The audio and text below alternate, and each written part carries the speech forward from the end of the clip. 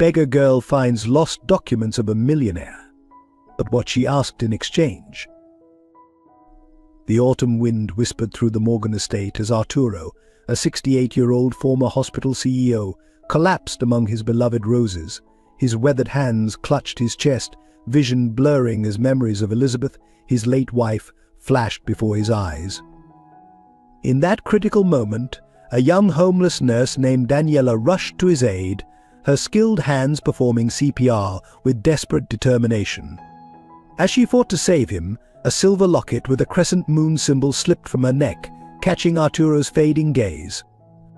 Through the haze of pain, he recognized it identical to the one he'd given his wife 30 years ago. The next words she spoke would shatter his world forever. "I don't want money. Let me be your daughter for 1 week." Before we get into the story, comment below where in the world you are watching from today, and if you like this story, don't forget to subscribe.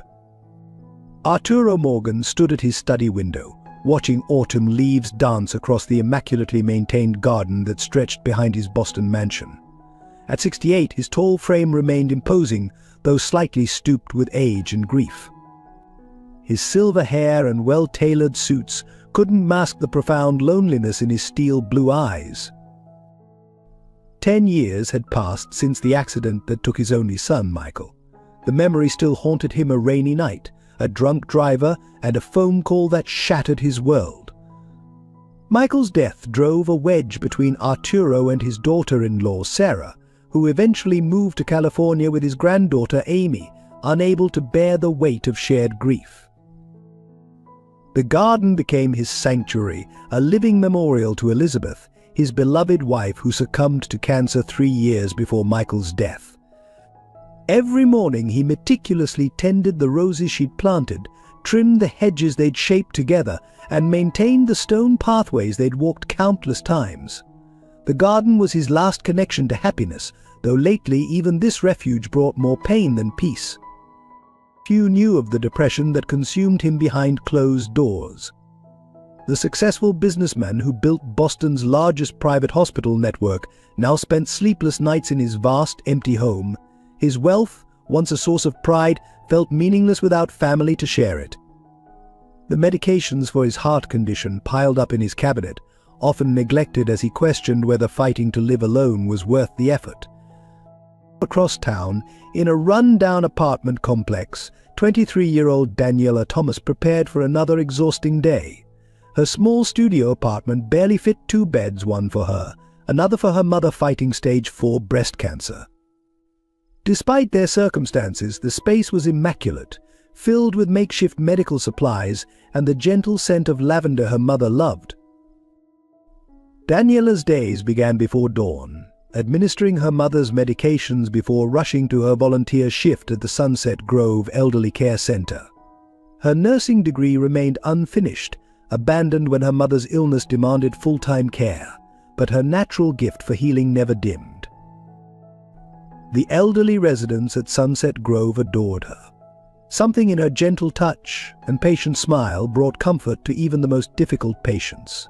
She could calm agitated dementia patients with soft songs, coax resistant residents to take their medications, and bring light to the loneliest eyes.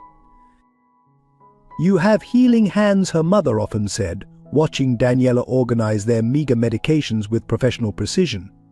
But behind Daniela's compassionate smile lay a mystery even she couldn't fully grasp.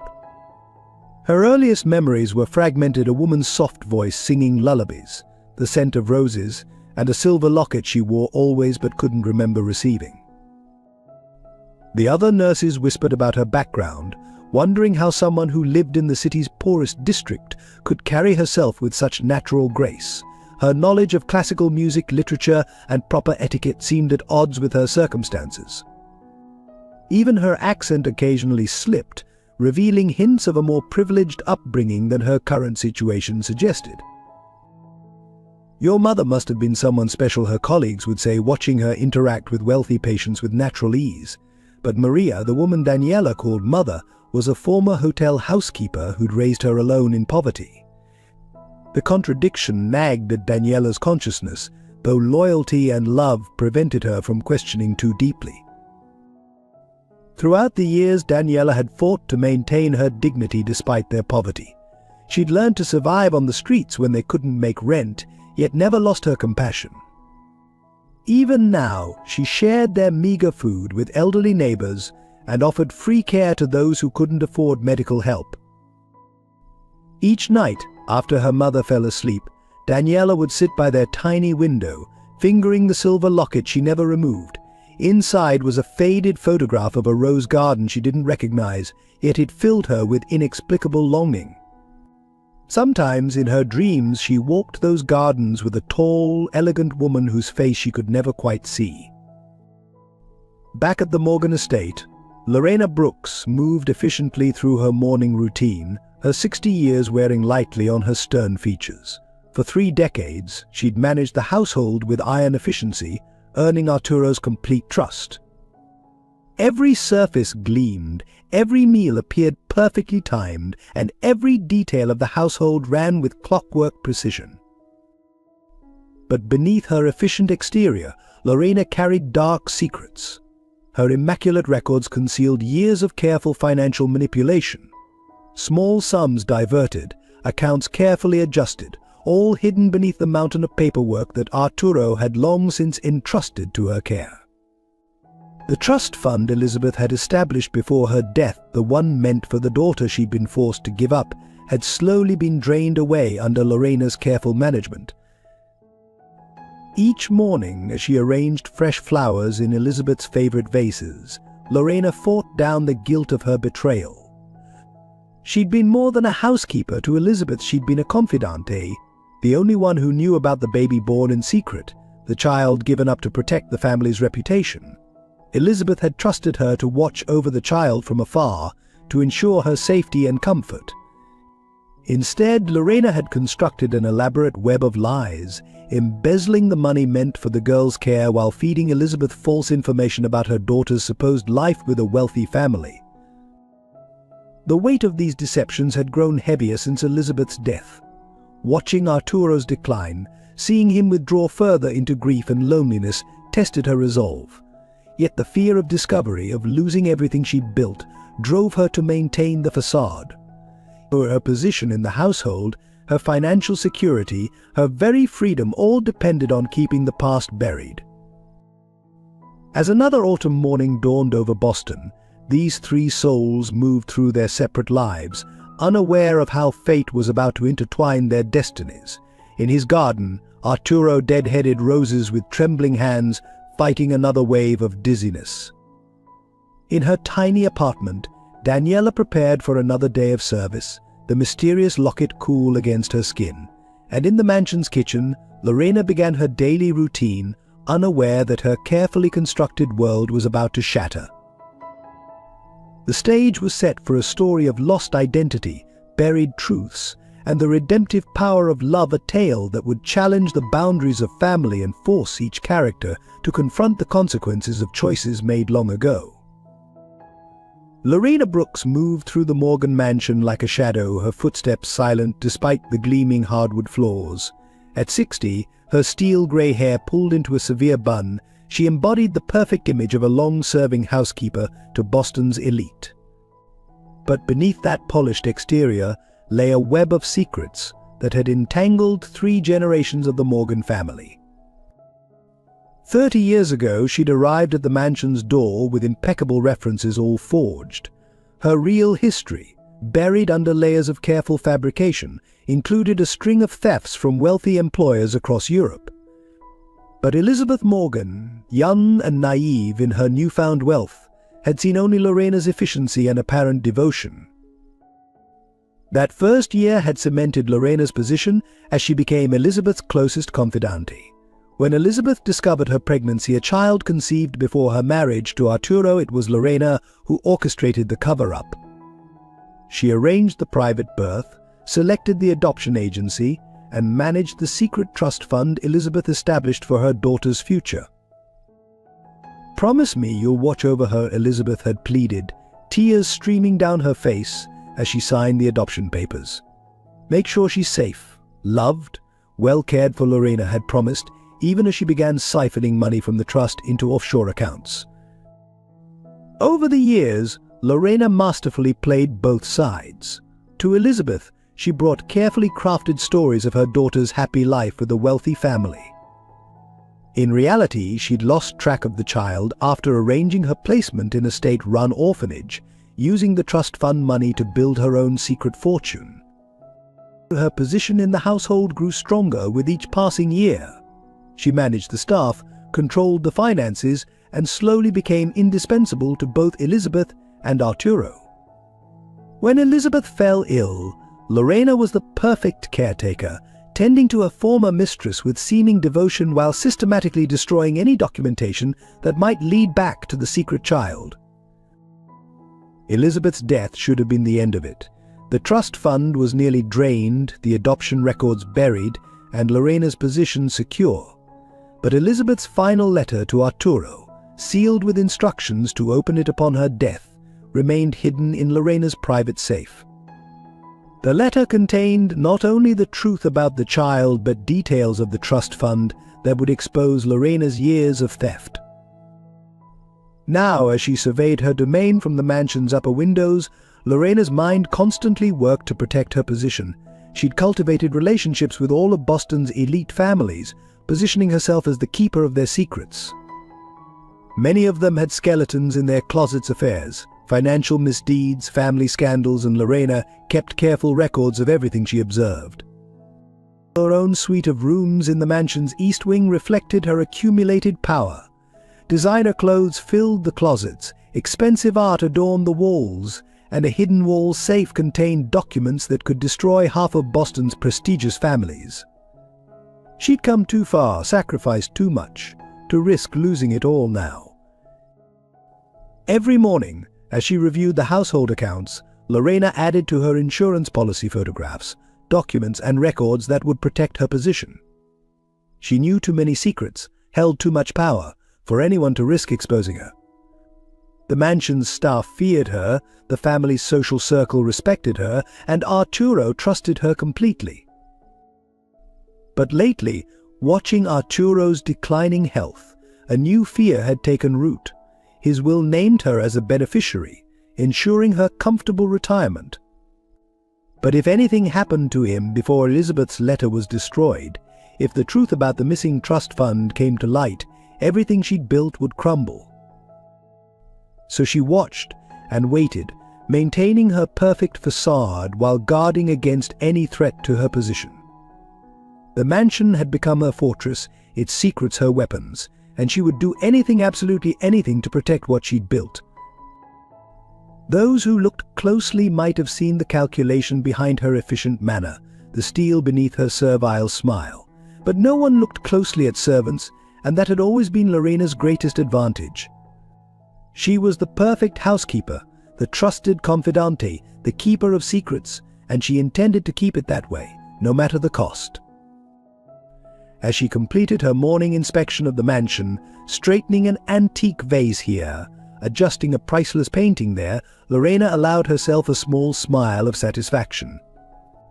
This was her true masterpiece, not just the perfect maintenance of a wealthy household, but the careful manipulation of lives and fortunes that had made her, in her own way, more powerful than the family she served. The autumn sun cast long shadows through the mansion's windows, and Lorena paused to check her reflection in a gilt-edged mirror. The perfect housekeeper looked back at her, grey hair immaculate, black dress pristine. Only her eyes betrayed the ruthless ambition that had carried her from poverty to power, and the determination to keep everything she'd gained, no matter who had to be sacrificed along the way. The autumn morning dawned crisp and clear as Daniela hurried through Boston's affluent Beacon Hill neighborhood, her worn nursing shoes silent on the cobblestone sidewalks. Her early shift at the elderly care center had ended, but her mother's medications needed to be administered within the hour. Time was always her enemy these days. A commotion ahead caught her attention. Through the ornate iron gates of a magnificent mansion, she saw an elderly man collapse among the roses. Without hesitation, Daniela vaulted over the low section of the fence, her medical training taking over as she ran to his side. "Sir," "Can you hear me?" She knelt beside him, quickly assessing his condition. His pulse was weak and irregular, his breathing labored. Classic signs of a heart attack. The man's eyes fluttered, focusing briefly on her face before clouding with pain. Daniela began chest compressions immediately, her movements precise despite the adrenaline coursing through her veins. "Someone call 911, she shouted toward the mansion. Between compressions, she noticed a leather portfolio had fallen from the man's grasp, its contents spilling across the garden path. For 15 grueling minutes, Daniela fought to keep him alive. Her arms ached, sweat dampened her hairline, but she refused to give up. Finally, she felt a stronger pulse beneath her hands, heard his breathing even out. The man's eyes opened fully, revealing a deep blue gaze clouded with confusion. "Elizabeth," he whispered, reaching weakly toward her face. As Daniela leaned closer to hear him better, her silver locket slipped from beneath her uniform, catching the morning light. The man's eyes widened, focusing on the crescent moon design. "That locket. Where did you?" His words were cut short by the arrival of paramedics, who quickly took over Daniela's life-saving efforts. As they prepared to transport him, Daniela quickly gathered the scattered papers, stuffing them back into the portfolio. One document caught her eye, a hospital deed with the name Arturo Morgan prominently displayed. She recognized it immediately. Morgan General was one of Boston's most prestigious private hospitals. "Wait," Arturo called weakly from the stretcher. "The papers, my documents." "I'll keep them safe," Daniela promised, clutching the portfolio. "I can bring them to the hospital later." That evening, after ensuring her mother was comfortable, Daniela made her way to Morgan General. The private suite on the top floor spoke of wealth and influence. Arturo Morgan sat propped against pillows, looking stronger but still pale. "My guardian angel returns," he said, attempting a smile. "The doctors tell me I owe you my life." Daniela placed the portfolio carefully on his bedside table. "I'm just glad I was there to help. I'm a nurse, well, almost. I work at Sunset Grove Care Center." A nurse, Arturo studied her worn clothing with new understanding. "Yet you look familiar somehow. That locket you wear." Daniela's hand went instinctively to the silver pendant. "I've had it as long as I can remember. The only thing I have from before." Before. She hesitated, then squared her shoulders. Something about this man inspired trust. "I grew up in foster care. This locket and a few scattered memories are all I have of my early years."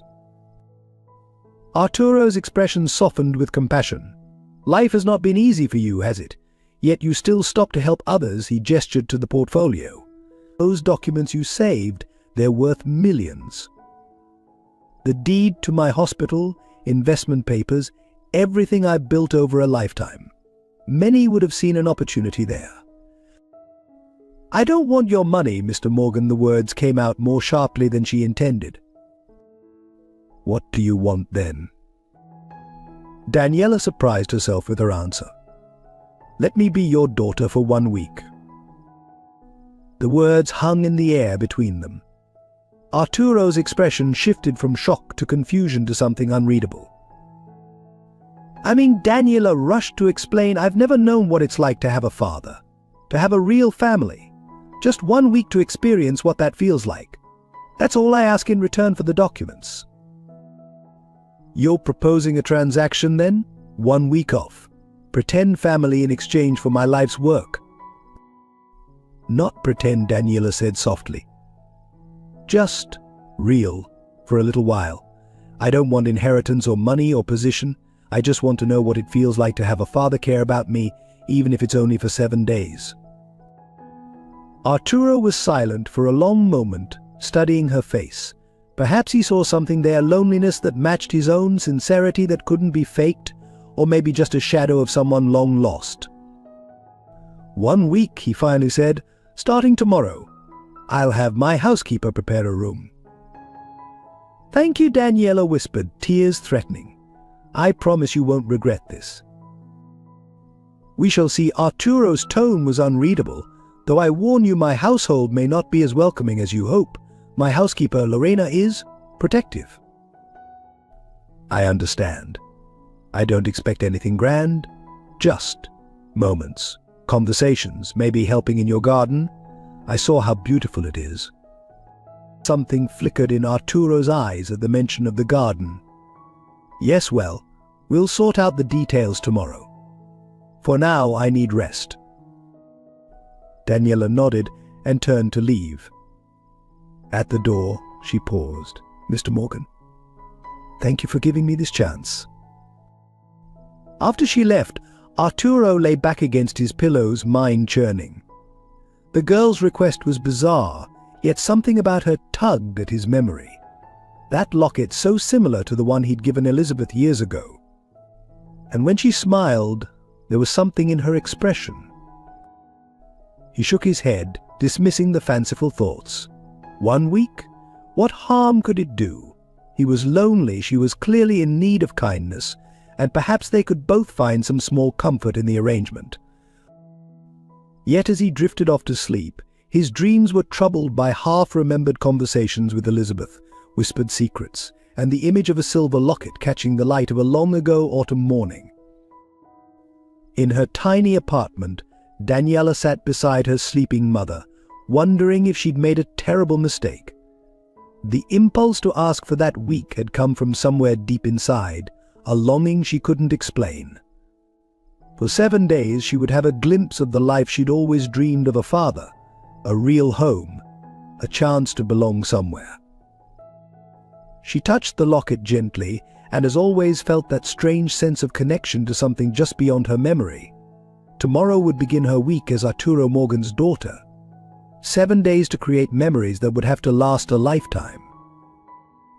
Neither of them could know that their simple arrangement would unravel decades of carefully guarded secrets, threaten powerful interests, and change both their lives forever. The autumn wind rustled through the garden, where they'd first met, carrying with it the scent of roses and the whispers of long-buried truths waiting to be discovered. As dawn broke over the Morgan estate, Lorena watched from an upstairs window as Daniela walked through the front gates. The girl's simple dress and worn shoes marked her as an outsider, yet she carried herself with an unsettling grace that made Lorena's eyes narrow with suspicion. "You can't be serious about this arrangement, Mr. Morgan," Lorena had argued the previous evening. "Letting a complete stranger into our home? After she practically blackmailed you with those documents." But Arturo had been unmoved. "It's done, Lorena. 1 week. Prepare the blue guest room." Now, as Lorena opened the front door, her greeting was arctic. "Miss Thomas, is it? Mr. Morgan is having breakfast in the conservatory. Follow me and try not to touch anything." The conservatory was Lorena's pride, every surface gleaming, rare orchids blooming in crystal vases. She watched like a hawk as Daniela passed priceless antiques and delicate porcelain. Arturo sat at a small table, morning light streaming through the glass ceiling. "Ah, Daniela. Good morning. Sleep well." "In my apartment," actually, Daniela replied. "I needed to care for my mother first, but I'm here now." "Your mother," Lorena interrupted. "I thought you were an orphan." "Foster care," Daniela corrected quietly. "Maria took me in when I was young. She's been my mother in every way that matters." Something flickered in Arturo's eyes. "Lorena, bring another place setting, and perhaps some of those almond croissants Elizabeth used to love." Lorena stiffened at the mention of Elizabeth but complied. As she arranged the delicate china, she studied Daniela's interaction with Arturo. The girl was clearly trying to make a good impression, her manners impeccable despite her obvious unfamiliarity with such luxury. "Tell me about your work at the care center," Arturo suggested, pouring tea.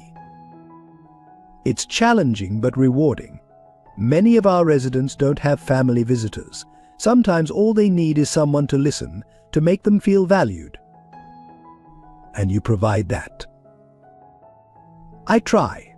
Music helps classical pieces especially, and gardening therapy when weather permits. Arturo's interest sharpened. You garden. Nothing like your magnificent roses, Daniela said quickly. But yes, we have a small therapeutic garden. The residents love watching things grow. It gives them hope. Perhaps Arturo hesitated. Would you like to see the main garden properly? Elizabeth, my late wife, she designed it. Lorena nearly dropped the teapot. Mr. Morgan, you never allow anyone in the private gardens. Even the groundskeepers work under strict supervision. This is different, Arturo said firmly. Come, Daniela. As they walked the winding paths, Arturo pointed out Elizabeth's favorite flowers. Daniela listened intently, occasionally asking surprisingly knowledgeable questions about soil conditions and pruning techniques. These white roses, she said suddenly, stopping by a particular bush. They smell like summer rain, Arturo finished softly. Elizabeth called them her midnight roses. She would cut them at dusk, said their fragrance was strongest then. Daniela touched a petal gently. It reminds me of something. A woman singing, maybe, but that's impossible. Just another confused childhood memory.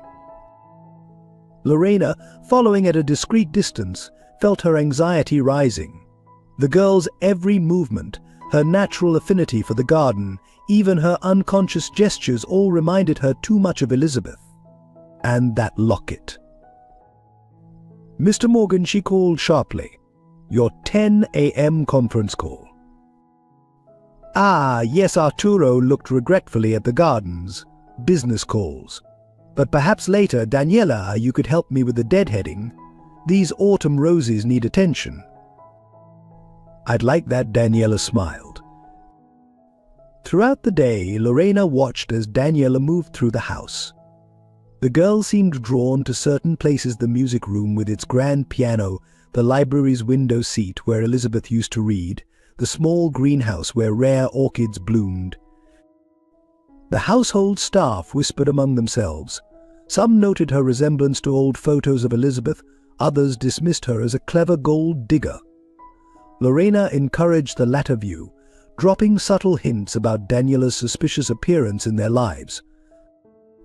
That evening she found Daniela in the garden, carefully pruning roses in the fading light. The girl's movements were precise, almost familiar. Those are very expensive plants, Lorena said coldly. One wrong cut could ruin them. I know what I'm doing, Daniela replied, not looking up. These need to be cut at a 45-degree angle, just above a leaf node. Like this. The correct technique, exactly as Elizabeth had always done it. Lorena felt a chill despite the warm evening. Let me be clear, she said. Whatever game you're playing, whatever you hope to gain here, it won't work. I protect this family. Daniela finally looked up, her eyes reflecting the sunset. I'm not playing any game, Mrs. Brooks. I just want to know what it feels like to have a father, even for a short time. Is that so hard to understand? What I understand is that you're a stranger who's manipulated her way into this house. 1 week may seem harmless to Mr. Morgan, but I'll be watching. One wrong move, one missing piece of silver, and you'll be out that gate faster than you can blink. Daniela carefully placed the pruning shears in their case in exactly the spot Elizabeth had always kept them. I'm sorry you feel that way, Mrs. Brooks, but I'm here at Mr. Morgan's invitation, and I intend to make the most of this week. As darkness fell, Arturo watched from his study window as Daniela finished in the garden. Something about her presence there felt right, as if the garden itself had been waiting for her.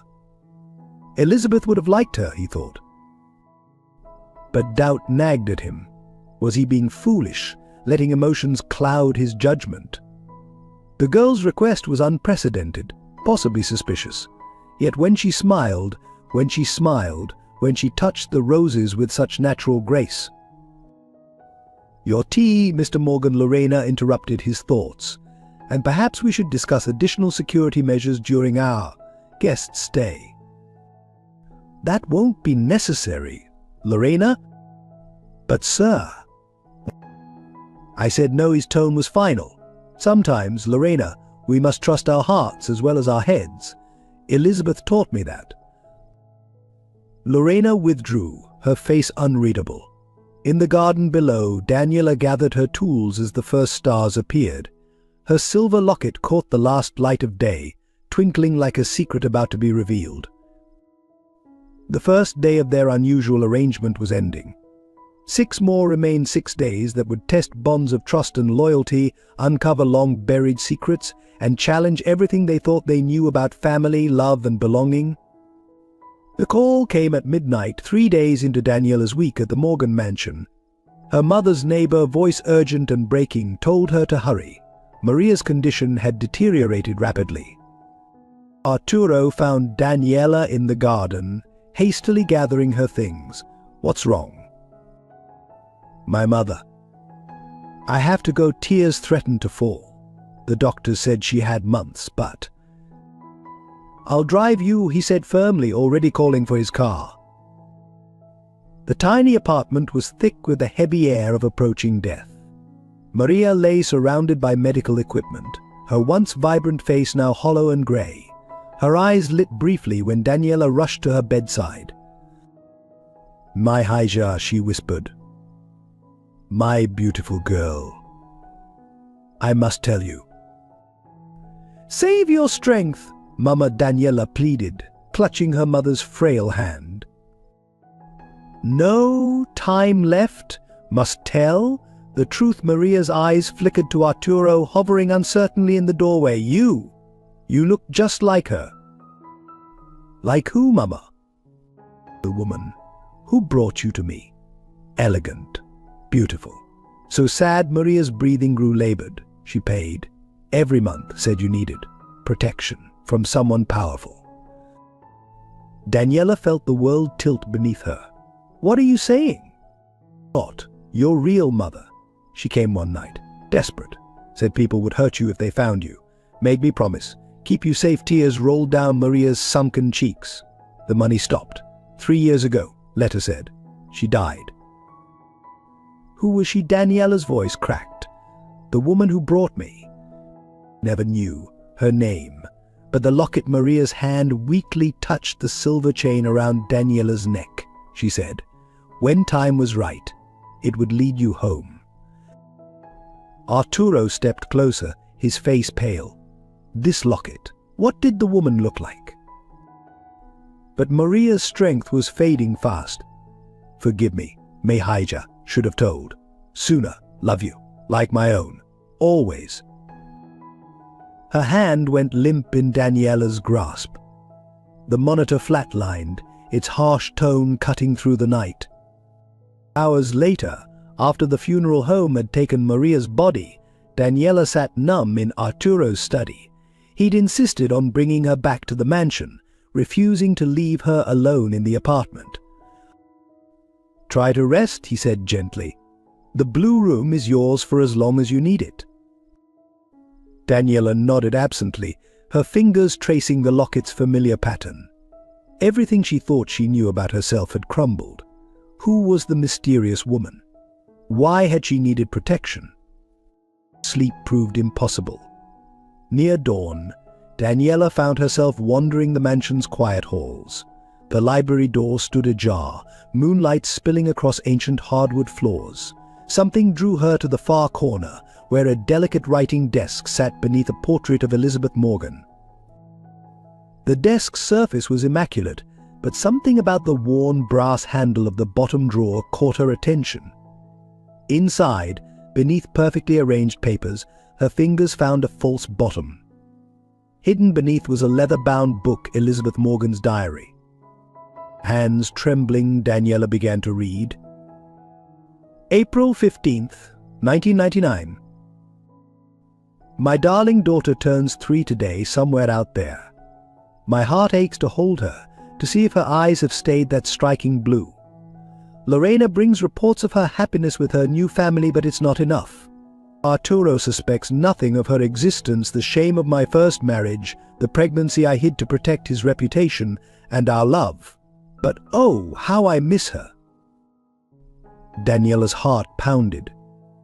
Elizabeth had a secret child, the dates aligned with her own early years, but surely it was coincidence. June 21st, 1999. "I've arranged a trust fund through Lorena. My daughter will want for nothing, even if I can never claim her. The locket I left with her matches my own. When she's old enough to understand, it will lead her back to us. To the garden where I sang her to sleep those precious first months." The diary slipped from Daniela's numb fingers, her locket identical to the one in Elizabeth's portrait. The garden that felt so familiar. The memories of a woman singing. Finding some late-night reading. Daniela spun to find Lorena in the doorway, face hard in the moonlight. This diary. Elizabeth Morgan had a daughter before marrying Arturo. Eyes and fantasies, Lorena snapped, snatching the book. Elizabeth was unwell near the end, imagined all sorts of things. But my locket. "The trust fund," Maria said. "Your mother was dying. People say all kinds of things when death approaches." Lorena's voice dripped contempt. "I suggest you forget whatever pathetic scheme you're plotting. One word from me about your snooping, and your weaker family ends now." She stormed out, taking the diary. But she couldn't take the words Daniela had read, or the questions they raised. Elizabeth's secret child would be exactly Daniela's age. The locket, the garden memories, Maria's deathbed confession, pieces of a puzzle were clicking into place. Dawn found Daniela in the garden, beside Elizabeth's beloved roses. Had she once toddled these paths, held by the elegant woman in the portrait? Was her entire life a carefully constructed lie? "You're up early." She turned to find Arturo watching her, his face troubled. "I couldn't sleep. Too many questions. About your mother's revelations." "About everything." Daniela hesitated. "Mr. Morgan, did Elizabeth ever mention? I mean, before she married you?" "What are you asking, Daniela?" But before she could continue, Lorena appeared. "Mr. Morgan, your lawyers are on the phone. Something about the hospital board meeting." Arturo sighed. "We'll talk later, Daniela. Try to rest." As he walked away, Daniela touched the silver locket. Somewhere in this mansion lay answers about her past. Elizabeth's diary had been only the beginning. She had 4 days left to uncover the truth, but Lorena would fight her every step of the way. In her private rooms, Lorena paced frantically. The diary's discovery threatened everything. She thought all evidence was destroyed, all tracks covered. But if Daniela connected the dots, if Arturo learned the truth about his wife's child and the missing trust fund, she had to act fast. The girl must be discredited, driven out before she could expose decades of careful deception. Yet watching Daniela in the garden, seeing Elizabeth's grace in every movement, Lorena felt the weight of her betrayal anew. "I had no choice," she whispered to Elizabeth's portrait. "You trusted the wrong person with your secrets, old friend. And now your daughter has come home to roost."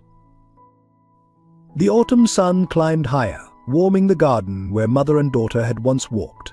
Soon long-buried truths would rise to the surface, changing all their lives forever.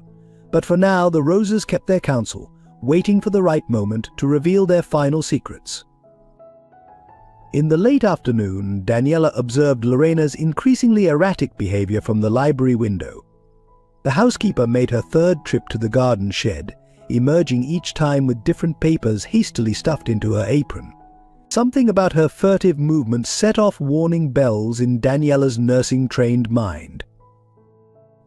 "Like a patient trying to hide symptoms," she murmured, watching Lorena glance nervously over her shoulder. Taking advantage of Lorena's absence, Daniela slipped into the housekeeper's private office.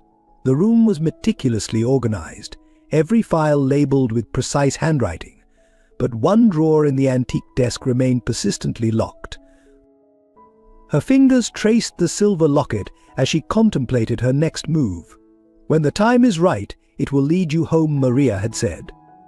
Making a decision, Daniela removed the locket and examined it closely for the first time in years. There, hidden in the decorative edging, she found tiny numbers scratched into the silver. The drawer clicked open on the first try. Inside, beneath perfectly maintained household accounts, lay a treasure trove of deception. Bank statements showed systematic transfers from a trust fund, Elizabeth's trust fund, for her secret daughter into offshore accounts. Forged adoption papers, letters from Elizabeth to her child that had never been sent. "What are you doing?" Daniela whirled to find Lorena in the doorway, face livid. "The trust fund," Daniela said quietly. "You stole it all, didn't you?" "You understand nothing," Lorena's voice shook. "I earned that money, watching over this family for 30 years while Elizabeth played lady of the manor with her precious gardens and guilty conscience. You were supposed to protect her daughter. Instead, you robbed her." "I protected this family's reputation. That child would have destroyed everything Elizabeth built with Arturo. She trusted me to handle it, and I did my way." Through the window, Daniela saw Arturo returning from his hospital board meeting. "He deserves to know the truth." "Truth?" Lorena laughed bitterly. "You want truth? Elizabeth was a foolish girl who got pregnant by a fortune hunter. I saved her, gave her a chance at real happiness with Arturo. That money was my reward." "And her daughter? Did she deserve to grow up in poverty, wondering why she was abandoned?" "Better that than destroying this family with scandal. Elizabeth knew that in the end." "Did she? Or did you manipulate her like you've manipulated everyone else?" Daniela reached for the documents, but Lorena moved with surprising speed, snatching them away. "You've overplayed your hand, girl. One word from me about you snooping through private papers, and your little fantasy of playing daughter ends now." Mrs. Brooks Arturo's voice came from the hallway. "Is everything all right?" "Fine," so Lorena called smoothly, her mask of efficiency sliding back into place, "just explaining proper boundaries to our guest." But as Arturo appeared in the doorway, a bank statement slipped from Lorena's grasp.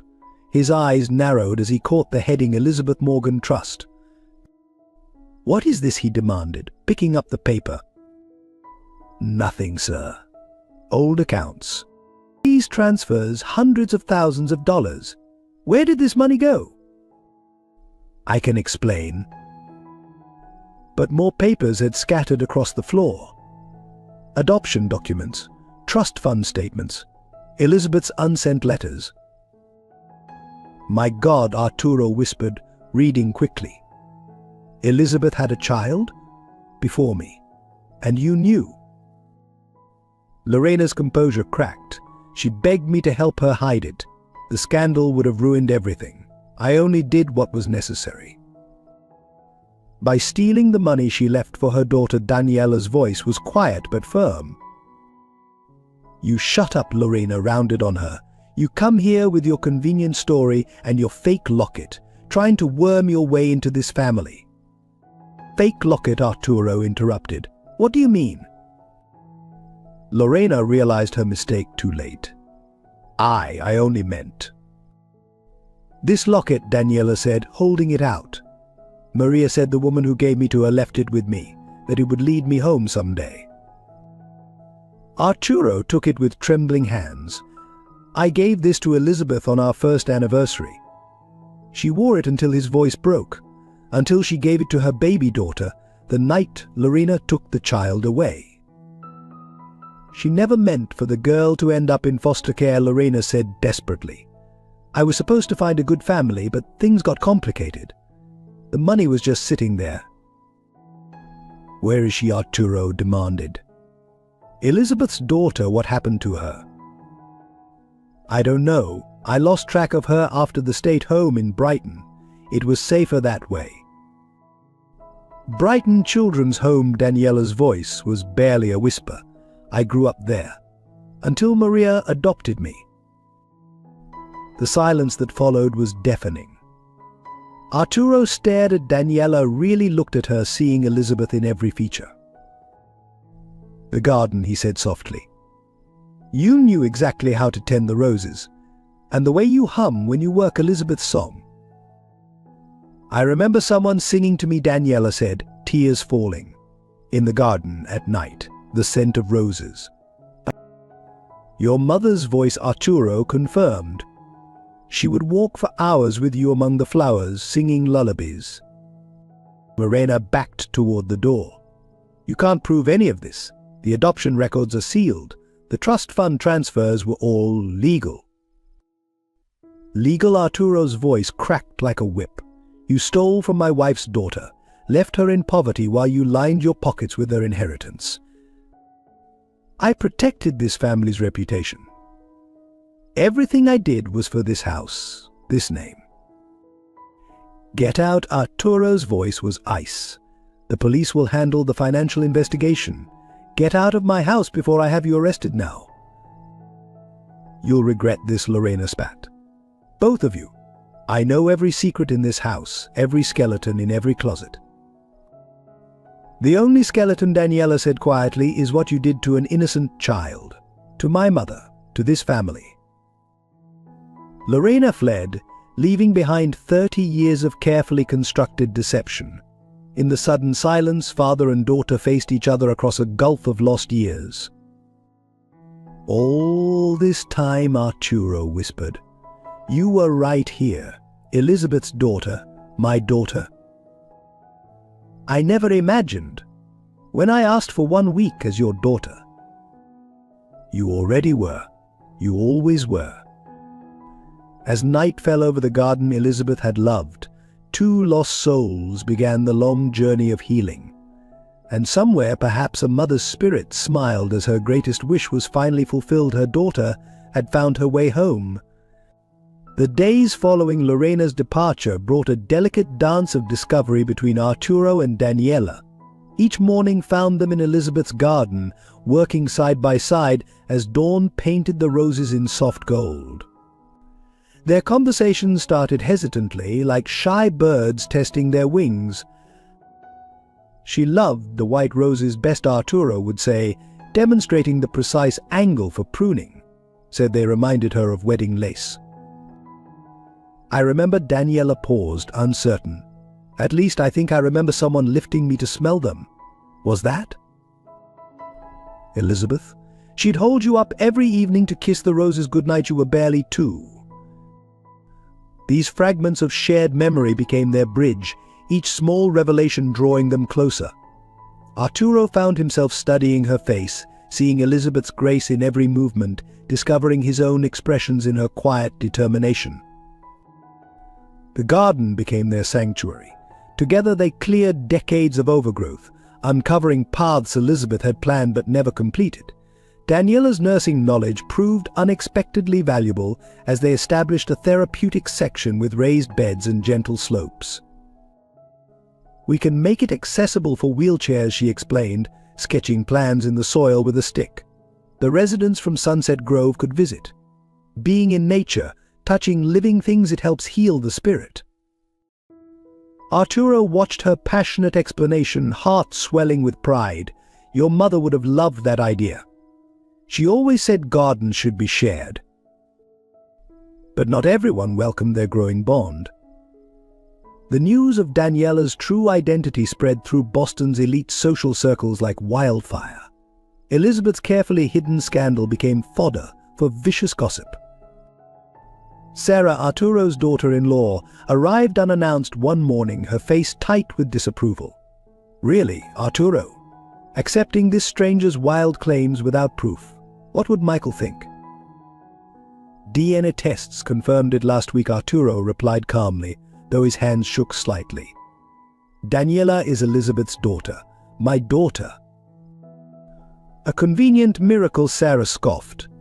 "Just when you're revising your will. Have you considered what this means for Amy's inheritance?" Sarah, Arturo's voice held warning. "No, let me finish. Michael was your only child. Amy is your only legitimate grandchild. This interloper.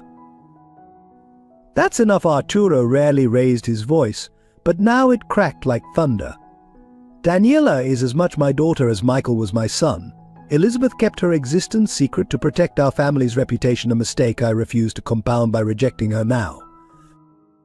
Sarah's face reddened. The board of directors won't accept this. A secret love child appearing after all these years? The hospital's reputation. The hospital I built, Arturo interrupted, will be stronger for embracing truth and compassion over empty social pretense.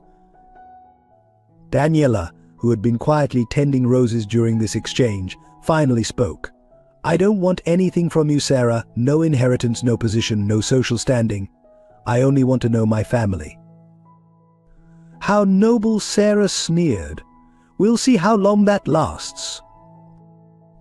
But Daniela's actions spoke louder than any protests. She continued her volunteer work at Sunset Grove, refusing Arturo's offers to quit. Her small apartment was maintained, though she now spent most nights in the mansion. When the hospital board met to discuss the situation, she declined to attend. Your life's work is yours, she told Arturo. I have my own path. Her quiet dignity began winning over even the harshest critics. The garden's transformation became a talking point in social circles, particularly after Daniela organized the first therapeutic session for elderly patients. Watching wheelchairs navigate the newly accessible paths, seeing arthritic hands touch soft petals, hearing delighted exclamations over butterfly gardens and herb beds, the project's value became undeniable. Arturo found himself rediscovering joy through Daniela's eyes. Her wonder at small luxuries he took for granted, her gentle way with staff and patients alike, her unflagging dedication to serving others all reminded him of Elizabeth's best qualities. They developed comfortable routines.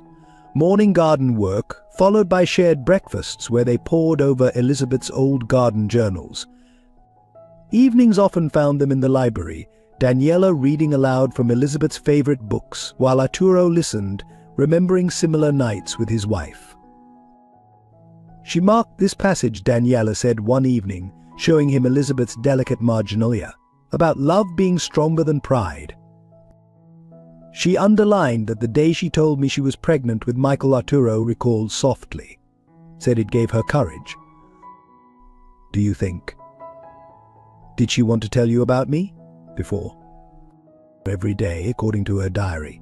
But fear held her back, fear of scandal, of losing what we'd built together. He sighed heavily. I wish she'd trusted me more.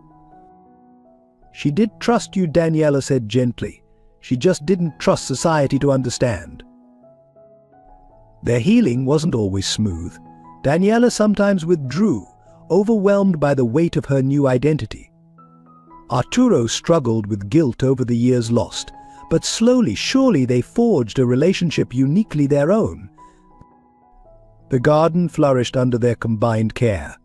Elizabeth's original vision expanded to include healing spaces and quiet corners for reflection. Daniela's medical knowledge merged with Arturo's business acumen to create something truly special. We should open it to the public, she suggested one autumn evening. Not just patients, anyone who needs peace.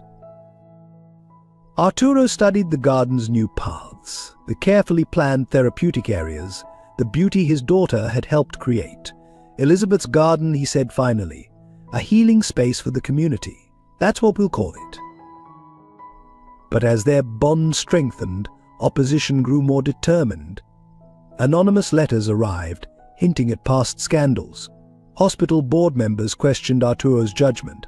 Sarah's lawyers began investigating ways to contest any change in inheritance. Through it all, Daniela remained focused on their shared work.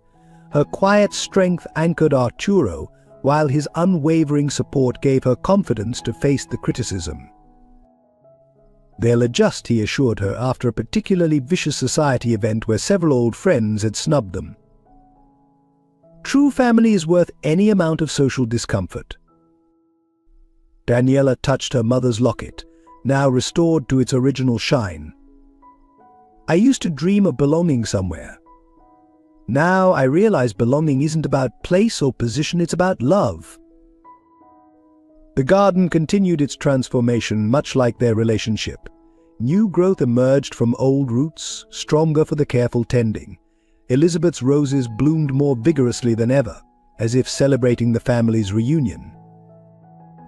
Together, father and daughter created something neither could have managed alone.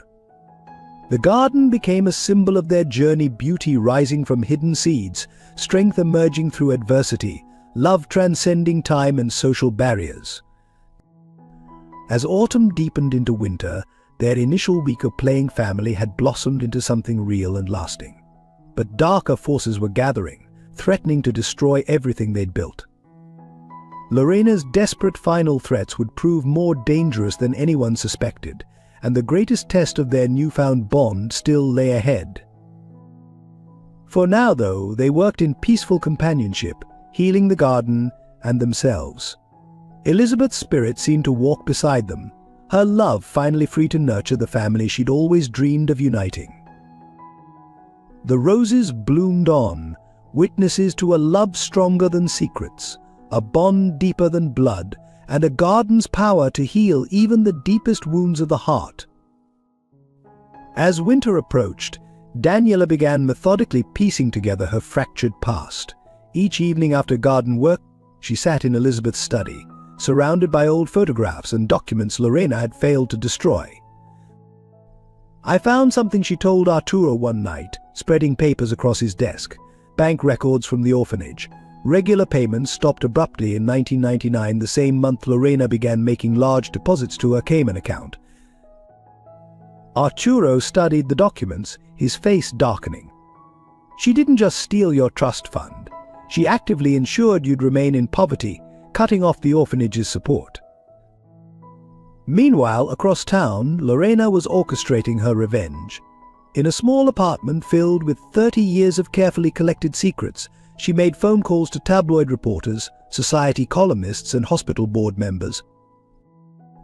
"Did you know Arturo Morgan's new daughter has a criminal record?" she'd whisper, letting the lie spread like poison. "Ask about the missing hospital funds since she arrived." The allegations, though false, found fertile ground. Whispers became headlines. Morgan Ayre's dark past revealed hospital board questions new daughter's influence. Sarah seized the opportunity, calling an emergency board meeting. "We must address these concerns," she insisted. "The hospital's reputation is built on helping people." Arturo interrupted. "Something Daniela has done her entire life." But the pressure took its toll.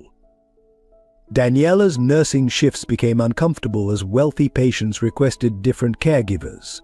Her therapeutic garden program faced sudden budget reviews. Then Lorena escalated. Anonymous letters arrived at the mansion containing photos of Elizabeth in her darkest moments, hospital visits, tear-stained and desperate, as she fought to hide her pregnancy. "She doesn't need to see these," Arturo insisted, trying to shield Daniela. "I need to know everything," Daniela replied firmly. "No more secrets." The strain began affecting Arturo's health. His heart condition, manageable before, grew worse under the constant stress. Daniela noticed the signs first: shortness of breath, subtle color changes, his hands shaking as he worked in the garden. "You need rest," she insisted one morning, finding him pale and sweating after minimal exertion. "I'm fine," he protested. "These roses won't prune themselves." "The roses can wait. Your heart can't." She shifted seamlessly into nurse mode, checking his pulse, adjusting medications, insisting on regular rest periods. Their garden work adapted. She took on the heavier tasks while teaching him to focus on detailed, less strenuous activities. But Lorena had saved her worst weapon for last. She leaked Elizabeth's private medical records to the press, revealing a history of mental health struggles during her pregnancy. Sources question if hereditary instability affects Morgan's newfound heir, the headlines blared. The suggestion of mental illness, that old social stigma, did what accusations of criminality couldn't. Hospital donors began withdrawing support. Board members whispered about liability concerns. Arturo fought back furiously, but the stress triggered a massive heart attack. Daniela found him collapsed in Elizabeth's garden, eerily similar to their first meeting. The following weeks tested them both. Daniela barely left his hospital room, using her medical knowledge to monitor his care while defending their family from constant attacks. "You should rest," Arturo whispered one night, watching her check his vital signs for the 100th time. "So should you," she smiled, adjusting his pillows. "But we Morgans are stubborn that way." Her casual claim of the family name brought tears to his eyes. Despite everything Lorena had tried, their bond had only strengthened. "Elizabeth would be proud of you," he said softly. "Your compassion, your strength, you're everything she hoped you'd become." "I wish," Daniela hesitated, "I wish I had clearer memories of her." "Perhaps that's our next project," Arturo suggested. "When I'm stronger, we'll go through her things together, really get to know her." But full recovery remained elusive. Though Arturo's physical health improved, the constant stress of defending their family took its toll. Daniela watched him growing weaker, torn between protecting him from ugly rumors and honoring his right to fight for their relationship. The garden, their shared sanctuary, withered under winter frost and neglect. Yet even as the roses slept, father and daughter's bond grew stronger. Each health crisis, each public attack, only reinforced their determination to preserve the family they'd discovered. "We'll replant in spring," Daniela promised, watching snow settle on Elizabeth's beloved roses. Stronger roots this time, plants that can weather any storm. Arturo squeezed her hand weakly. "Like us." As winter deepened, they faced their challenges together: a father's failing health, a daughter's questioned identity, and a garden waiting to bloom again. But darker revelations still lurked in Elizabeth's past, secrets even Lorena didn't know, waiting to test their newfound bond to its very limits. The snow fell silently over the sleeping garden, covering the thorns and fading blooms in pristine white. Spring seemed impossibly distant, yet beneath the frozen ground, strong roots held fast, waiting for the chance to grow anew. The winter storm raged outside Boston General Hospital as Daniela made her final rounds. Most staff had left early due to weather, leaving the private wing eerily quiet. In Arturo's room, monitors beeped steadily as he slept, recovering from his latest cardiac episode. A movement in the doorway caught her attention. Lorena stood there, elegant despite her exile, snowflakes melting on her dark coat. "Visiting hours are over," Daniela said quietly, not wanting to wake Arturo. "How convenient. Just you, your father, and an array of lethal medications." Lorena's smile was cold as the storm outside. "Do you know how easy it would be to adjust his dosage? A tragic accident during a blizzard." "Get out before I call security." "You've ruined everything I built over 30 years. Did you think I'd just disappear?" "Whatever you're planning." "Oh, I've already planned it and executed it." Lorena withdrew an envelope from her coat. "These records show you stealing drugs from the hospital, small amounts over several weeks, building up to tonight's tragic overdose of dear Arturo's heart medication." Daniela's blood ran cold. "You forged medical records?" Who would question them? The mysterious daughter, suddenly appearing in his life, now caught hastening her inheritance. "They'll find the stolen drugs in your locker, traces in his system." "You're insane." "No, my dear, I'm thorough. Like I was 30 years ago, handling Elizabeth's unfortunate problem." Arturo's voice, weak but clear, cut through the tension. "What problem, Lorena?" Both women turned. Arturo had awakened, his face pale but alert. "Nothing that concerns you," Lorena snapped. Everything about Elizabeth concerns me, especially now his fingers found the call button. Tell me what you did to my wife." Lorena's composure cracked. I protected her, protected all of us. When she wanted to keep the baby, expose the scandal, I had to act. "What are you saying?" Daniela whispered. "She wasn't going to give you up. Had all these romantic notions about raising you herself, scandal be damned. So I helped her see reason. You threatened her," Arturo realized, "blackmailed her into giving up our daughter." She was hysterical, unreasonable. I simply reminded her what she had to lose: her marriage, her position, your love. She never would have lost my love. No, you were already suspicious, watching her closer. One more month and you'd have noticed her pregnancy. So I gave her a choice: give up the child or lose everything. Security arrived, responding to Arturo's call, but he waved them back. Let her finish. Lorena laughed bitterly. Finish? Why not? You've already taken everything else. Yes, I forced Elizabeth to give up her precious baby. Told her if she ever revealed the truth, I'd ensure the child disappeared permanently. She fought at first, but when I described certain accidents that could befall an infant..." Daniela stumbled back, horrified. "You threatened to kill me, your own goddaughter." Goddaughter? Now it was Lorena's turn to pale. "Elizabeth's diary," Arturo said quietly. "She named you Daniela's godmother before giving her up. Said she chose you because she trusted you above anyone." The weight of this betrayal seemed to physically age Lorena.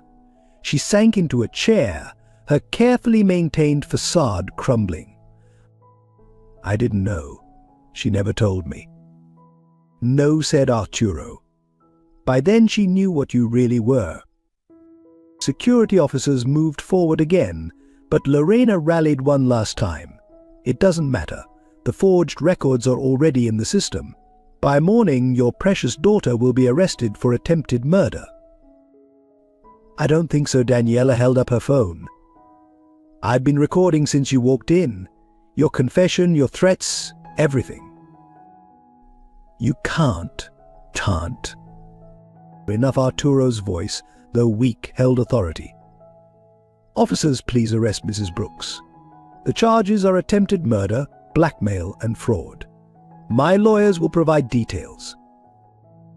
As security led Lorena away, she turned back one last time. Elizabeth was weak. She'd have ruined everything we built, all for sentiment. "No," Daniela said softly. "She was strong enough to love despite fear. Something you never understood." After Lorena disappeared, Daniela sank into the chair beside Arturo's bed. "I'm so sorry. All these years she was there, poisoning everything." "Don't apologize for her sins," he took her hand. "But there's something you should see." From his bedside drawer, he withdrew a yellowed envelope. Elizabeth left this with her lawyer, to be opened if anything happened to her. I received it yesterday. Inside was a single photograph and a letter. The photo showed Elizabeth holding an infant, her face radiant with love. The letter began, "My dearest Arturo, if you're reading this, the truth about our daughter has finally come to light." Daniela read through tears as Elizabeth explained everything: her first marriage to a man who abandoned her, discovering her pregnancy after falling in love with Arturo, her desperate attempt to protect both her child and her new chance at happiness. "Lorena seemed a godsend at first," Elizabeth wrote, "but she turned my fear against me, forced me to choose between my babies, the daughter I had to hide and the son we would have together. I chose wrong, letting fear win over love. I can only pray that someday you'll both forgive me." "There's nothing to forgive," Arturo whispered, watching Daniela cry. She did her best in an impossible situation. She loved us both so much. Yes, and now we can honor that love properly.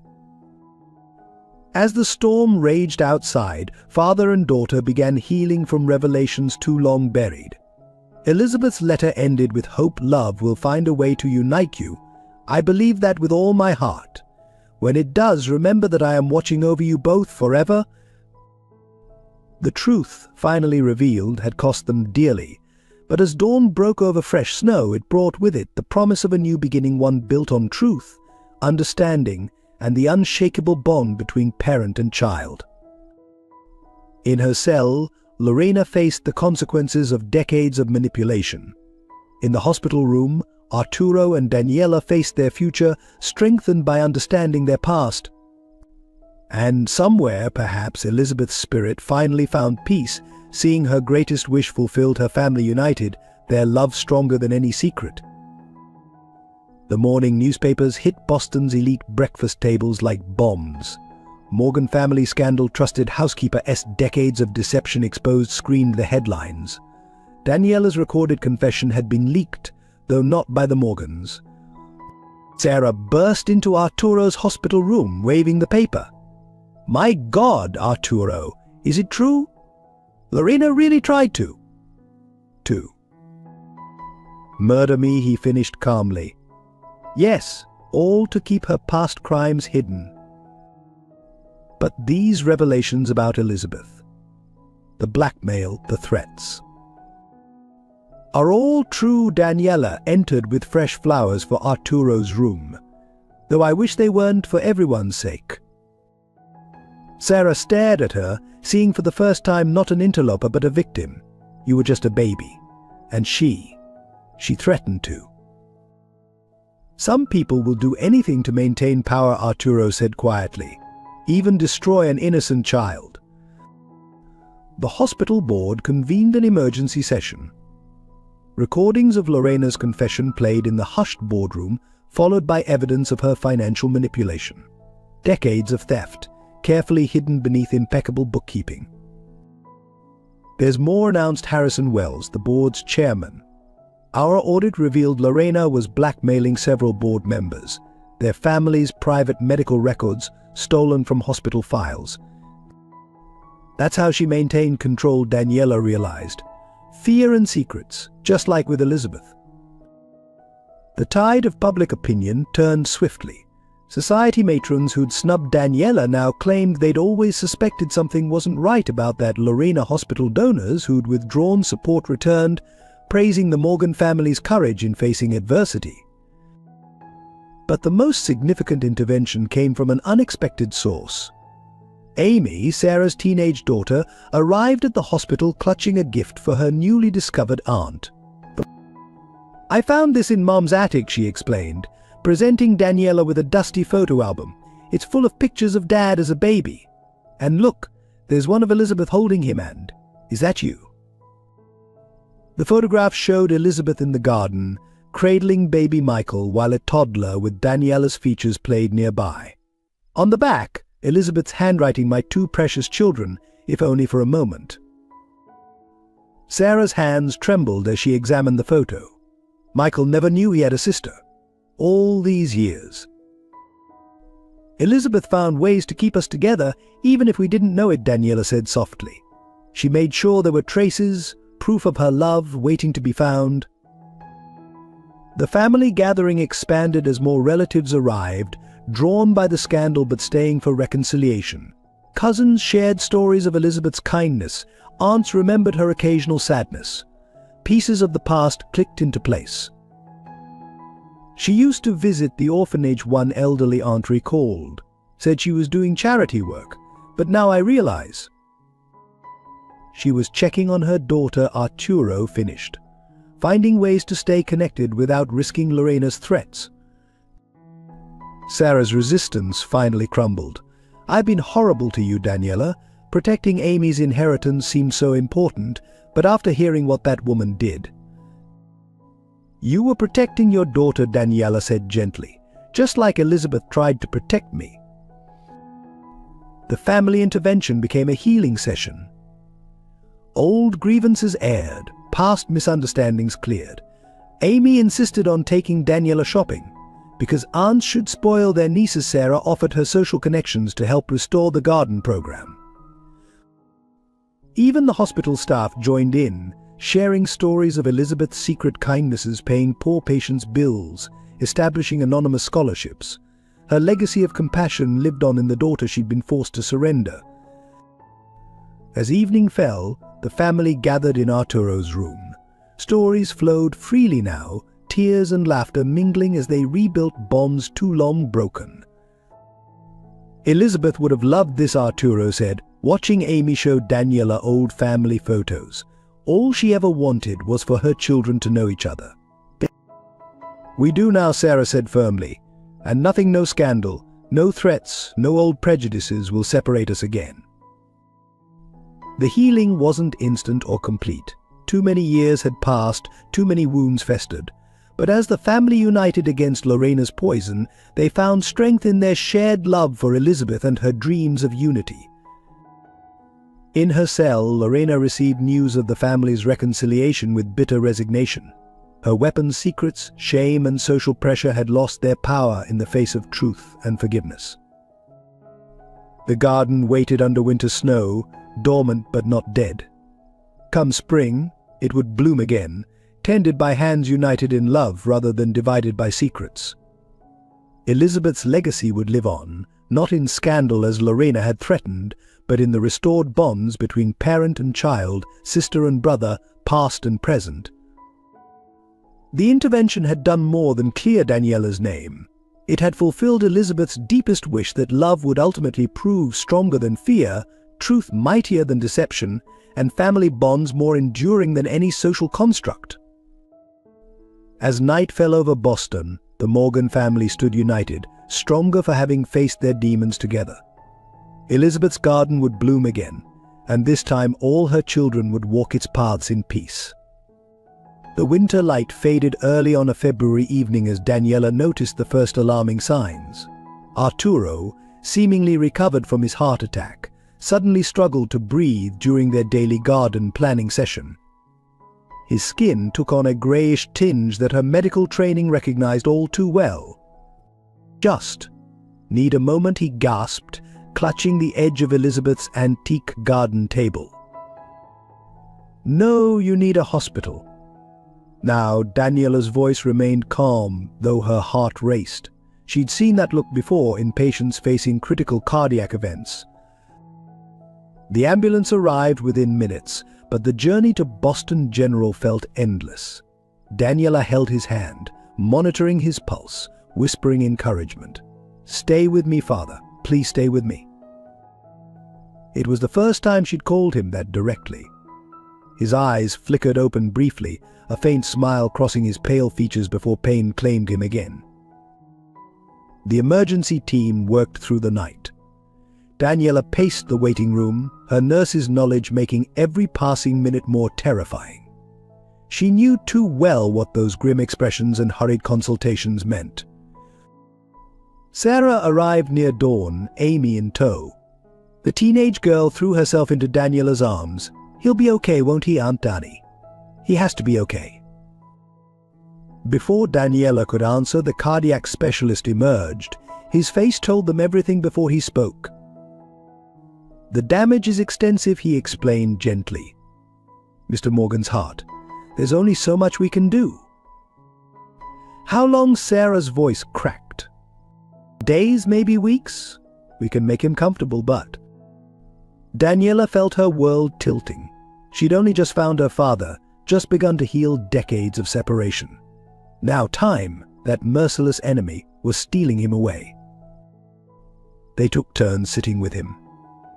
Daniela used her medical leave to stay nearby, monitoring his care with professional precision and daughter's devotion. During quiet nights, she read to him from Elizabeth's journals, sharing memories of the mother she'd barely known through the words she'd left behind. One evening, as spring's first tentative warmth touched the hospital windows, Arturo rallied enough to make a request. "Take me home," he whispered. "To the garden. I want to see it one last time." The doctors advised against it, but Daniela understood. Elizabeth's garden was where their story had begun and where it should end. With medical supervision and careful planning, they transferred him home. A hospital bed was placed in the conservatory, surrounded by early spring blooms Daniela had nurtured through the winter. "Look," she said softly, pointing to Elizabeth's white roses. "The first buds are appearing." "Your mother's favorites," he smiled weakly. She always said, "New life comes after the hardest winters." The family gathered close. Sarah had moved back temporarily, helping manage hospital business. Amy spent afternoons doing homework beside her grandfather's bed, filling him in on teenage dramas and future dreams. Daniela divided her time between nursing duties and working in the garden he could see from his window. Sometimes she caught him watching her, his expression a mix of pride and profound sadness. "You have her grace," he said one evening. "The way you move among the flowers. Just like Elizabeth." "Tell me more about her," Daniela encouraged, holding his increasingly frail hand. "Help me know her better." So he shared stories of their courtship, their dreams for the garden, the joy and guilt Elizabeth carried about her secret daughter. Each word was precious now, building bridges across time and loss. As his strength faded, Arturo made one final request. "Promise me, promise you'll keep the garden alive, not just the flowers, but what it represents. Hope, healing, love that survives all winters." "I promise," Daniela whispered, tears falling. "It will always be Elizabeth's garden, a place of healing for everyone who needs it." The end came peacefully on a mild spring morning. Daniela was reading from Elizabeth's favorite poetry book when she noticed the change in his breathing. The family rushed in, but there was no fear or panic, only love surrounding him as he slipped away. His last words were, "For Daniela, thank you for bringing spring back to our garden." The roses bloomed early that year, as if Elizabeth and Arturo together were painting the garden in shades of love and memory. Standing among them, Daniela felt their presence, the mother she'd barely known, the father she'd found too late, united at last in the paradise they'd created. The garden would go on, offering healing to others as it had healed their family. And in every bloom, every sunrise, every moment of peace found among the flowers, their love would live forever. In the somber days following Arturo's funeral, Daniela immersed herself in garden work, finding solace among the blooms her parents had loved. The law firm's call, requesting her presence for the will reading, came as an unwelcome intrusion on her grief. The old office was crowded when she arrived. Sarah, Amy, hospital board members, and various relatives filled the leather chairs, their expressions ranging from sympathy to barely concealed curiosity. A large television screen dominated one wall, its purpose unclear. "Before we proceed," announced Harrison Wells, the family lawyer, "there's something you all need to see." He pressed a button, and Elizabeth's face appeared on the screen. Daniela gasped. The video, dated just months before Elizabeth's death, showed her mother sitting in the garden, surrounded by her beloved roses. Though illness had taken its toll, her grace remained untouched. "My dearest family," Elizabeth's recorded voice filled the room. "If you're watching this, the truth about our daughter has finally come to light. Arturo, my love, forgive me for not telling you sooner. Daniela, my precious child, forgive me for letting fear separate us." Tears flowed freely as Elizabeth explained everything: her first marriage, Lorena's manipulation, the desperate choices she'd made. But it was her next words that stunned the room to silence. "What few knew, not even Lorena, was that I never completely abandoned my daughter. Every month I deposited half my personal inheritance into a separate trust fund, not the one Lorena knew about and stole, but one hidden even from her. 20 years of savings, growing silently, waiting for this day." Harrison paused the video to distribute documents. "Mrs. Morgan established this second trust through our firm, with strict instructions that it remain sealed until both she and Mr. Morgan had passed, and DNA confirmed her daughter's identity." Daniela stared at the papers. The amount was staggering, millions accumulated over decades of a mother's secret devotion. The video continued, Elizabeth's voice stronger now. But money means nothing without love. My final request is that Elizabeth's garden become a healing center, open to all who need its peace. Daniela, you've already begun this work without knowing it was your inheritance. Make it your life's mission, as it was mine. Sarah stood suddenly. There's something else you should see. She withdrew an old journal from her bag. I found this in Michael's things. He knew about you, Daniela. Elizabeth told him when he was 18. The journal contained Michael's private thoughts about his secret sister. His desire to find her, his understanding of why his mother had to hide the truth, his hope that someday their family would be whole. He made me promise, Sarah said softly, that if the truth ever came out, I'd make sure his sister knew she was always loved, always part of our family. I'm so sorry it took me so long to honor that promise. The surprises weren't over. Hospital board members revealed Elizabeth had arranged for permanent funding for the garden therapy program. Distant relatives brought forward letters she'd written, each containing pieces of the puzzle she'd hoped would someday reunite her family. But the greatest shock came from an unexpected source. Amy, who'd been quietly typing on her phone, suddenly spoke up. I found something in Grandma Elizabeth's old sheet music, she announced, a composition she wrote but never played. It's called Lullaby for Daniela. The handwritten score, yellow with age, bore marginalia in Elizabeth's writing for my firstborn, though I cannot sing to you, my heart writes this melody. Someday, when you find your way home, may it help you remember how deeply you were loved. Daniela traced the notes with trembling fingers. Fragments of memory stirred a soft voice humming in a moonlit garden, the scent of roses, a melody she'd carried in her heart without knowing its source. There's more, Harrison said gently. Elizabeth left detailed journals documenting every time she saw you at the orphanage, every secret visit, every silent vigil outside your school. She never stopped watching over you, even when she couldn't acknowledge you. The revelations transformed Daniela's understanding of her past. She hadn't been abandoned, she'd been fiercely loved, protected from afar by parents who never stopped yearning for her. Elizabeth's final words on the video brought healing to them. All love finds its way through the darkest winters, blooms in the most unlikely gardens. Let our family's pain end here. Let healing begin, nurtured by truth and forgiveness, growing stronger with each passing season. As twilight settled over Boston, Daniela walked alone in Elizabeth's garden. The trust fund, the revelations, Michael's acceptance, all were precious gifts. But the greatest treasure was understanding how deeply she'd been loved, even when that love had to remain hidden. Among the roses her mother had planted, beneath stars her father had watched, Daniela finally felt complete. The garden would become her life's work, a legacy of healing growing from seeds of love planted long ago, waiting patiently through winter's darkest days for spring's renewal. 5 years after Arturo's passing, Elizabeth's garden bloomed more beautifully than ever. The once private sanctuary had transformed into a renowned healing center, where medical science merged with nature's gentle therapy.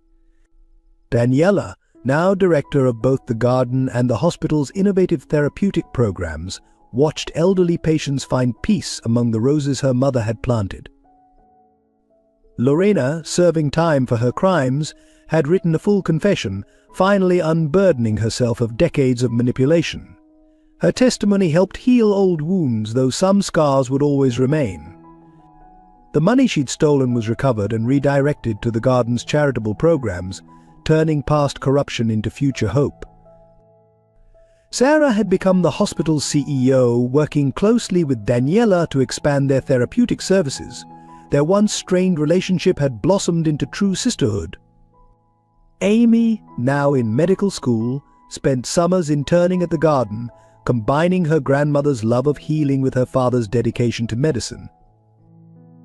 One autumn morning, exactly 6 years after Daniela first saved Arturo's life, a special ceremony gathered the family together. The garden's new wing, dedicated to pediatric therapy, was opening. Children with various illnesses would find comfort among specially designed sensory gardens and accessible pathways. My mother believed gardens could heal more than bodies. Daniela addressed the assembled crowd. They heal hearts, spirits, families torn apart by secrets and fear. This place is her legacy, not just beautiful flowers, but hope blooming in life's hardest seasons. The ceremony included a surprise, the first public performance of Elizabeth's lullaby for Daniela, arranged for orchestra. As the gentle melody filled the garden, many recognized it as the tune Daniela often hummed while working with patients. Later that evening, alone among Elizabeth's white roses, Daniela touched the silver locket she still wore. Inside, she'd added tiny photos: Elizabeth in the garden, Arturo smiling by the roses, Michael's journal entry about his sister, and Amy's first garden sketch. A soft voice behind her spoke, "They would be so proud of you." Maria's daughter Sophia, the girl Daniela had grown up considering a sister, stood there smiling. After Maria's death, Sophia had joined the garden staff, helping extend its healing touch to underprivileged communities. "Sometimes," Daniela replied, "I feel them here." Mom among her roses, Dad checking the pruning, Michael planning new projects. "They are here," Sophia said simply. "In every life touched by this place, every heart that finds healing here." The garden had indeed become more than Elizabeth dreamed. Beyond the therapeutic programs, it hosted community events, educational workshops, and support groups. The Morgan family's story of healing inspired others to face their own buried truths and find reconciliation. Most meaningful to Daniela were the quiet moments: elderly patients remembering long-forgotten joys, children finding strength through nature's resilience, families rebuilding bonds in the garden's peaceful embrace. As sunset painted the roses gold, Sarah joined them, bringing news.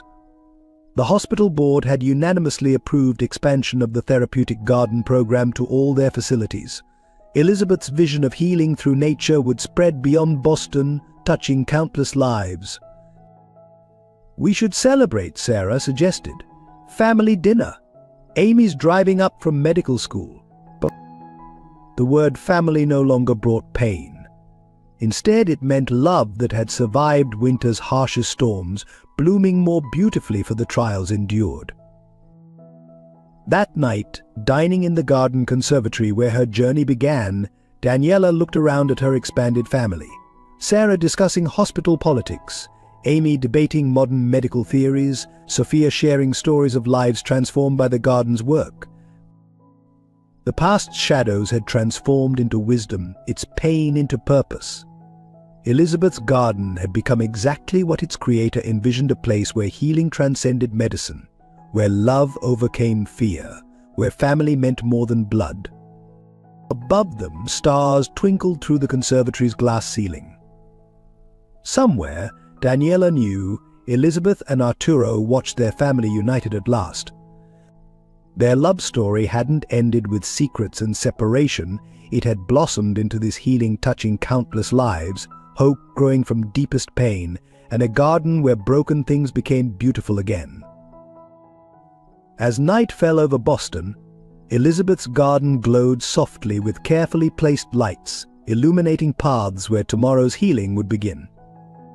The white roses gleamed like stars brought to earth, eternal symbols of love's power to transform darkness into light, pain into purpose, and endings into new, more beautiful beginnings.